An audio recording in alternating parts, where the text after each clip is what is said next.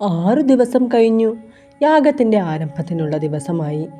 രാമനും ലക്ഷ്മണനും യാഗവിഘ്നകാരികളായ രാക്ഷസന്മാരെ നേരിടുവാൻ ജാഗരൂകരായി. ഋത്വിക്കുകൾ യഥാവിധി മന്ത്രോച്ചാരണപൂർവം അരണി കടഞ്ഞു അഗ്നി ജ്വലിപ്പിച്ചു. യജ്ഞസംഭാരങ്ങൾ സജ്ജീകരിക്കപ്പെട്ടിട്ടുള്ള യാഗവേദി വേദവിദ്യ വിശാരദരായ ഉപാധ്യായന്മാരുടെയും പുരോഹിതന്മാരുടെയും പ്രത്യേകിച്ച് വിശ്വാമിത്രൻ്റെയും സാന്നിധ്യം കൊണ്ട് ശോഭിച്ചു. യജ്ഞകർമ്മം മുടക്കി നടന്നുകൊണ്ടിരുന്നു.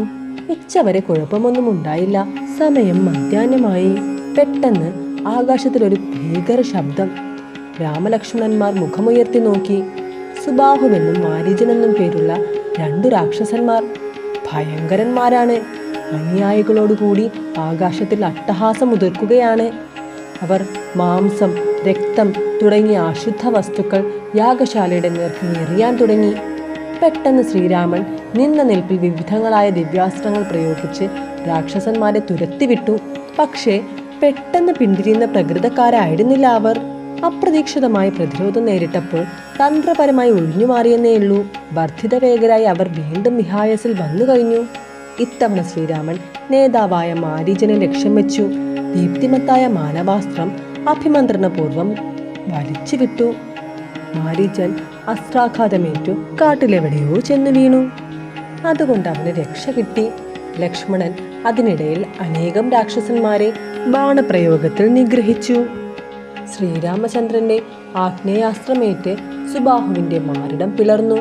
അസ്ത്രവേഗതയിൽ അവന്റെ ജഡം എടുത്തെറിയപ്പെട്ടതുപോലെ വിദൂരതയിലേക്ക് തെറിച്ചു വീണു.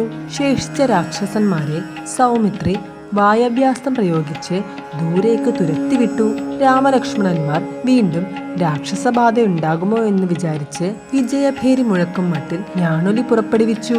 അങ്ങനെ അദ്വാരത്തിന് തടസ്സം സൃഷ്ടിച്ച അരക്കന്മാരെ ആകമാനം അകറ്റി ദശരഥാത്മജർ വിശ്വാമിത്ര മഹർഷിയുടെ യാഗം സംരക്ഷിച്ചു. മുനിജനം രാജകുമാരന്മാരെ വാരിയെടുത്ത് ആഹ്ലാദപൂർവം അഭിനന്ദനം പ്രകടിപ്പിച്ചു.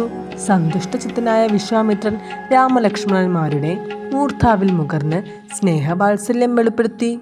മിടുക്കന്മാർ, ചുണക്കുട്ടികൾ, ഉണ്ണികൾ പിതൃനിർദ്ദേശം ശരിക്ക് പാലിച്ചിരിക്കുന്നു. ഈ സിദ്ധാശ്രമത്തിൻ്റെ പേര് ഇന്നാണ് സാർത്ഥകമായത്. നിർവിഘ്നം യജ്ഞകാര്യം സാധിക്കയാൽ.